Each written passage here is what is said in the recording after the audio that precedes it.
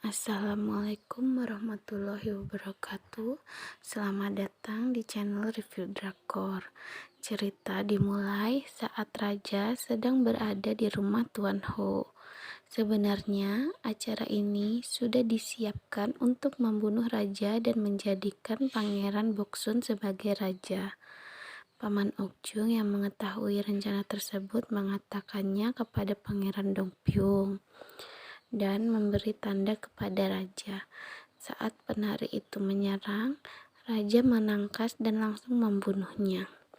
Pangeran Dongpyung dan pengawal langsung siap menyerang.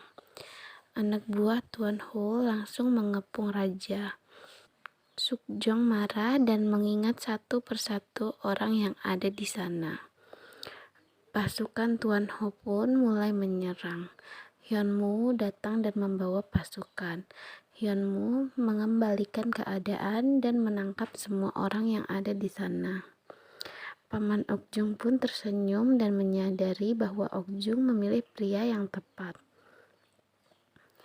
Okjung yang kelelahan setelah mencuci, lalu ia menghampiri Siung. Siung mengatakan kalau ada kekacauan di istana. Pangeran Boksun dan Partai Selatan ditangkap karena mencoba merencanakan pemberontakan dan mereka sedang disiksa. Paman Okjung pun ikut disiksa karena ia ada di sana. Pangeran Dongpyung memberitahu raja bahwa Paman Okjung telah memberitahunya dan memberi tanda kepada raja. Raja dan Pangeran Dongpyung pun langsung menemuinya. Paman Okjung mengatakan kalau ia memiliki sekuntum bunga. Ia percaya bunga itu akan tumbuh dengan bantuan raja. Raja pun membebaskannya. Jang Hyun pun berterima kasih. Di bagian jahit, Okjung bertanya di mana ia bisa bertemu seorang bernama Lee Sun. Dayang Chun yang mendengarnya pun marah, lalu menyuruh Okjung menyetrika. Para menteri mendesak raja untuk memanggil kembali Menteri Min. Bahkan, para sarjana pun berlutut agar Menteri Min kembali. Sukjong akhirnya setuju setelah semua desakan menteri. Pangeran Boksun, Tuan Ho, dan yang lainnya sedang bersiap untuk menerima hukuman. Satu persatu dari mereka pun dihukum dan meninggal. Paman Jang Hyun yang baru dibebaskan meminta agar diantar ke rumah Tuan Jo. Jang Hyun mengatakan pada Tuan Jo kalau Okjung sudah lama bertemu dengan raja. Bahkan sepertinya mereka saling menyukai. Tetapi Okjung tidak tahu kalau orang itu adalah raja. Tuan Jo langsung menemui Ibu Suri dan mengatakan semua yang ia dengar. Ibu Suri pun mengatur rencana agar raja dan Okjung bertemu.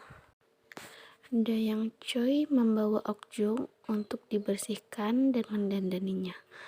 Okjung pun menebak-nebak. Tidak mungkin, katanya. Ibu Suri memanggil raja ke sebuah ruangan, lalu Okjung masuk dan membawa teh. Sukjong kaget melihat Okjung di sini. Okjung yang melihat raja pun gemetar. Ibu Suri Jo mengerti dan langsung meninggalkannya. Okjung ingin ikut berdiri, tetapi Ibu Suri melarangnya. Okjung dan Sukjong sama-sama kaget. Sukjong pun marah. Apakah semua kebetulan ini memang disengaja? Saat di toko jahit, saat pemilihan putri mahkota, bahkan saat kau menyelamatkanku, dan sekarang di sini. Okjung yang masih kaget bahwa Isun adalah raja, sakit hati karena semua tuduhan-tuduhannya. Sukjong pun mendorong Okjung dan bilang kalau memang itu niatmu, aku akan menanggapinya. Okjung mengatakan kalau semua ini adalah salah paham. Sukjong bangun dan berkata, apakah kau menolaknya? Okjung pun mengiyakan. Sukjong keluar dengan marah. Okjung memegangi dadanya karena sedih. Ratu Ingyong dan Nona Inhyun sedang ada di rumah sakit.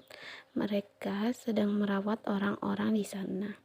Tiba-tiba ada pasien cacar air. Ratu pun membantunya.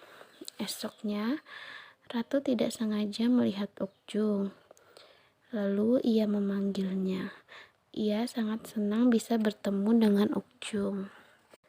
Inhyun dan temannya mengunjungi istana untuk bertemu Ratu. Raja lewat dan melihat mereka, lalu menghampiri dan sengaja membawa Ratu dengan merangkulnya. Inhyun pun cemburu. Saat mereka tengah berjalan, Okjung pun melihatnya. Ia terlihat sedih. Raja akan berkunjung ke kamar Ratu. Ratu meminta Okjung untuk meriasnya. Okjung terlihat sedih, tetapi dia tetap membantunya. Ratu tiba-tiba pingsan. Okjung pun kaget dan tabib datang. Tabib mengatakan kalau Ratu terkena cacar air. Semua orang ketakutan dan meninggalkan Ratu. Hanya Okjung yang ada di sana. Ibu Ratu meminta Raja untuk tidak masuk. Esoknya, Okjung membantu Ratu memakai pakaian. Ratu meminta semua orang keluar. Ratu mengatakan kepada Okjung bahwa ia sangat merindukan Raja. Ratu ingin Okjung memanggil Raja. Okjung pun menangis dan menemui Raja untuk mengatakan bahwa Ratu ingin bertemu. Ratu dalam kondisi kritis. Raja yang tidak tahu apa-apa marah dan langsung ke kamar Ratu.